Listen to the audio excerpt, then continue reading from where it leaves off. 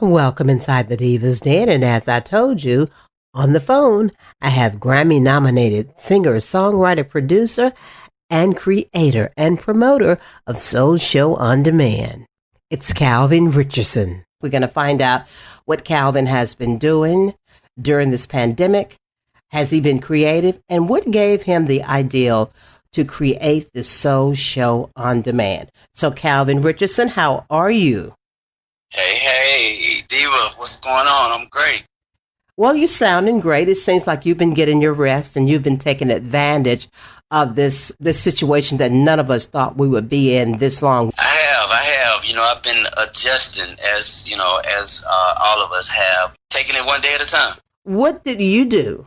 In the beginning, I was, of the same mindset that it was going to be short and temporary. And so, I really just, I stayed home. I didn't get in the studio much. I was just taking it like, okay, I got a long needed vacation, that I couldn't just take because of the simple fact that, my schedule just wouldn't allow it. And so I kind of, took a knee and just took it easy.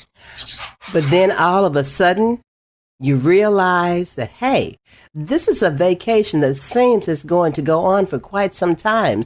So when you realize that your creative juices start to flow. Yeah, at some point, when I realized that it wasn't going to be something that was going to last for 2 weeks and it'd be over and, get back to your lives, or, there was a possibility that we may not, the life that I knew, as far as, how we were doing things before, we may never get back to that. And I kind of started longing for it. And, I started missing being out on the road, started wanting to get out on the road. And to be honest about it, I got in the studio after that, probably about 4 weeks. I got in the studio to do some recording, to have some creative sessions and stuff like that. And I don't know, on top of watching all of the news and trying to see everything that was going on, staying glued to CNN, when I went in there, I just couldn't find the motivation, the inspiration to really create on the level that I'm used to, if you know what I mean. Oh, yeah, because this pandemic had us all terrified. We just didn't know which way to move. Yeah. I started on several different things. You have really good ideas, but to be honest about it, I have not finished one single thing. So too much going on right now. Exactly. And here's what it seems like, Calvin. You're gonna have enough time to finish all those projects, and then you have time to also to allow yourself to be creative, to just let it come naturally as it's always done in the past. I think as for all of your fans and for radio announcers and DJs across the country, we were just wondering at what point were we going to hear from Calvin Richardson. Let's talk about this new platform, Soul Show On Demand. Well, I think my fans called that into existence, so to speak, because it seemed like every day that I would look at social media, everybody started doing the quarantine concerts and all that stuff. And it seemed like every day that I would go and just to check messages and, just see what's going on out there. I'd have inboxes, or if it wasn't inboxes, I'd have, comments and stuff like that on my page, asking me when could the people expect me to do a quarantine concert. I just wasn't interested in doing a quarantine concert, from my home, segment of my home, because that just wasn't part of the Calvin Richardson experience that I wanted to present to the world. You know what I mean? Because the Calvin Richardson experience that people came to know and love, in order for me to do it, I wanted to go beyond what I was seeing out there that people were doing. And I'm not saying that there was anything wrong with it. People doing the quarantine concerts from their homes, or from a room in their house, or from somewhere, wherever they was doing it from. But that just wasn't right for me. And so I looked a little further into it, and I just, I would ignore the messages. I seen them. Yeah, because I even text you and asked you, and you said that you were so nice. You said, Diva, I just can't do it. I can't leave my home. I can't get to my band. And that's just not the level that I want to do it on. I've got to think this thing through. Me being Calvin Richardson, but I come from another place, different kind of guy. Exactly. And so for me, me, I didn't do it to make money per se. I knew it would. If you charge money, you're gonna make some money. Well, what I set up, ultimately, it cost money in order to do it that way. You know what I mean? I went out and found a venue. You know, got a band. It wasn't my band. It used to be my band, but I got a band that were my band, an active band, and they were really great musicians out of Jackson, Mississippi. And I went further than that. I wanted to put together a concert where people could enjoy it from their homes, like from their living room, rather than watching me in my living room, and let you sit in your living room or wherever you are and watch and feel like you're at a concert that they were used to being. You know, I got Sir Charles, called Omar, Big Rob, you know, to perform as well. I had MC Lightfoot, you know, I got a host. Like that's what you would see if you came to a concert. You got you're gonna that have right. a host. You're gonna have a opening act. You're gonna have acts leading up to who you came to see. That's what I wanted to put together. And you know, the level of artists who I'm talking about, Sir Charles, hey, the guys cost money. I only charge $9.99, so that's nothing. You know what I mean? When you think about what you got. And then I had a camera crew, and I had, you know what I mean? You had sound, you had editing crew, you had it all. All of that. I turned into a promoter. You know what I mean? All the things that somebody that was promoting the concert, and then had to promote it at that point. You know what I mean? Because I wanted as many people to know about it as possible. That's how this whole thing came about. It was just a harebrained idea, and, you know, lo and behold, it worked. People loved it. I watched the first series, and I was indeed impressed. I was fulfilled. And I was left wanting more.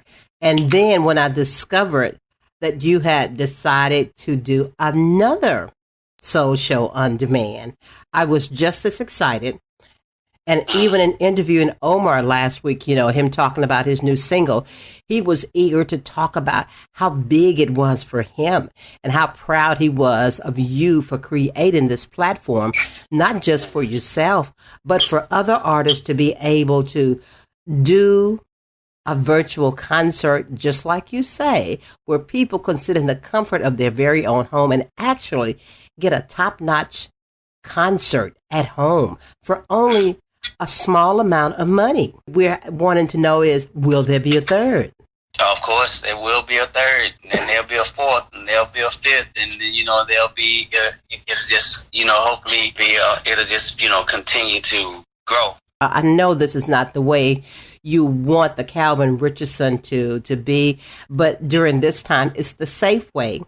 It's a way for you to still stay in contact with your fans that you already have. And just think of all the fans that you are able to reach that normally wouldn't go to a venue because some of them just didn't go to clubs.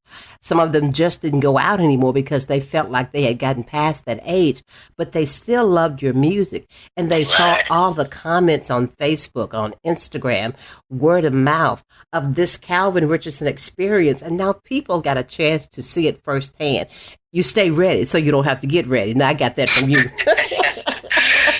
It sounds like something came right off my page. It most certainly did. But you're making it so others can stay ready, so they don't have to get ready. So when you pick up the phone to call them, you know, and say, "Hey, man, it's time for another soul show on demand," you are on the list. They have already taken the time to get ready because they've been in the studio, they've been practicing, they've been doing whatever, so that when they hit that stage, they know that their fans are going to be watching them front and center.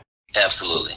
And it was so well received to Diva that it was something that it was just a void on both sides. On the side of the artist, you know, we was able to get up off the couch, get out there. I mean, because, you know, like, we don't do this because we just want to do it. We do it because we love to do it. It's something that we really want to do, and we enjoy doing, as far as connecting with the fans and being able to go out there and, you know, give people what they really want. You know what I'm saying? A lot of them, they really need it, and we need it as well. You know, it's therapeutic on both ends. And like I said, it was so well received. And so it's like, you know, when I make those calls, when I decide what my next lineup gonna be, and, you know, I reach out to the artists, they're excited. They're excited that I actually reached down and that I chose them to do it, because otherwise, you know, everybody's sitting at home or doing whatever. They're not doing this. Well, I just have to say this. Who wouldn't be honored to be called by Grammy-nominated Calvin Richardson to be on Soul Show on Demand? I mean, For me, I'm really just as honored, when I get an opportunity to talk to some of these people that I do call. Most of them, I have to say, are my friends. We have a relationship, but beyond the relationship, like, I really enjoy them as artists. I really respect what it is that they bring to the performance industry, so to speak. Otherwise, I wouldn't be calling them, or they wouldn't get that call, or they won't get that call from me.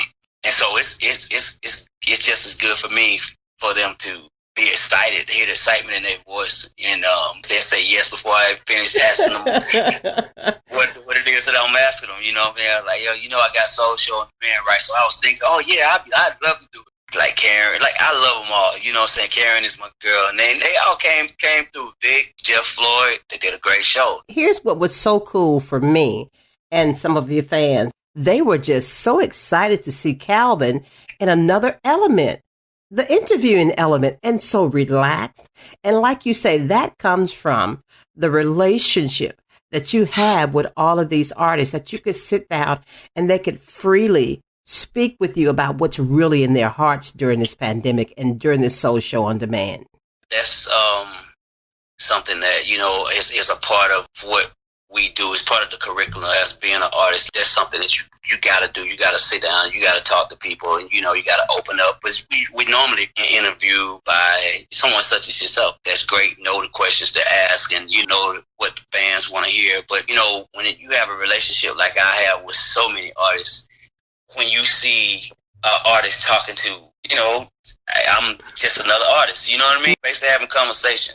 And so I obviously I'm not as good at it as you are or someone else that has. But I talk to people all the time. I've done a million interviews, being on the other side of the mic and answering questions. And so, hey, I just wanted to have a conversation with them and talk to them, let people see how they are when they talk to another artist, what they're like. You know what I mean? Well, let me tell you, you did an absolutely fantastic job.